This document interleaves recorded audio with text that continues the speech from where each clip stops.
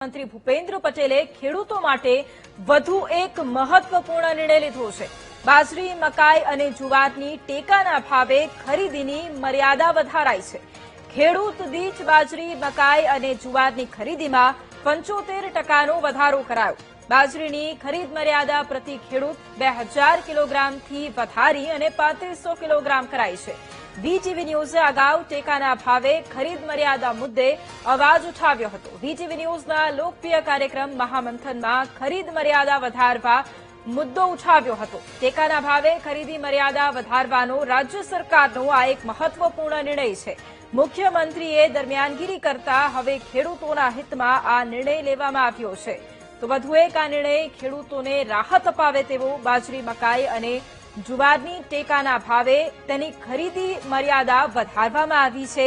હવે ખેડૂત દીઠ બાજરી, મકાઈ અને જુવારની ખરીદીમાં 75% સુધીનો વધારો કરવામાં આવ્યો છે। એટલે કે બાજરીની ખરીદ મર્યાદા પ્રતિ ખેડૂત 2000 કિલોગ્રામથી વધારી અને હવે 3500 કિલોગ્રામ કરાવવામાં આવી છે। અગાઉ ટેકાના ભાવે ખરીદ મર્યાદા મુદ્દે વીટીવી ન્યૂઝે અવાજ ઉઠાવ્યો હતો। વીટીવી ન્યૂઝના લોકપ્રિય કાર્યક્રમ મહામંથનમાં આ ખરીદ મર્યાદા વધારવા મુદ્દે અવાજ ઉઠાવવામાં આવ્યો હતો અને ત્યારબાદ ખેડૂતો માટેનો આ એક મહત્વપૂર્ણ નિર્ણય ટેકાના ભાવે ખરીદી મર્યાદા વધારવાનો રાજ્ય સરકારે આ રાહતભર્યો નિર્ણય લીધો છે। મુખ્યમંત્રીએ દરમિયાનગીરી કરી હતી અને હવે ખેડૂતોના હિતમાં આ નિર્ણય લેવામાં આવ્યો છે।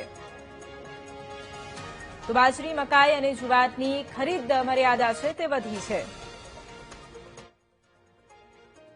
સતત છેલ્લા 3 દિવસથી રજૂઆતનો દોર ચાલુ હતો। સરકારે પણ મંથન કર્યું અને જે પુરવઠાનો જે સ્ટોક, ખરીદીનો જે સ્ટોક હતો એની અંદર વધારો કરવાનું આજે સવારે 11 વાગે નક્કી થયું કે ભાઈ જે બાજરી 100 મણ લેવાની હતી એ 175 મણ લેવાશે। એ જ રેશિયાની અંદર મકાઈ અને જુવારની અંદર પણ ખરીદી કરવામાં આવશે। ઓછો સ્ટોક છે, પરંતુ રાજ્યના મુખ્યમંત્રીશ્રીએ મધ્યસ્થી કરી છે, સંવેદના બતાવી અને જે 100 મણથી વધારી અને 175 મણ કરી છે એ બદલ રાજ્યના મુખ્યમંત્રીશ્રીનો ભારતીય કિસાન સંઘ આભાર માને છે। સાથે સાથે જિલ્લાના ખેડૂતો સાથે પણ સંવાદ થયો છે, તો એમને પણ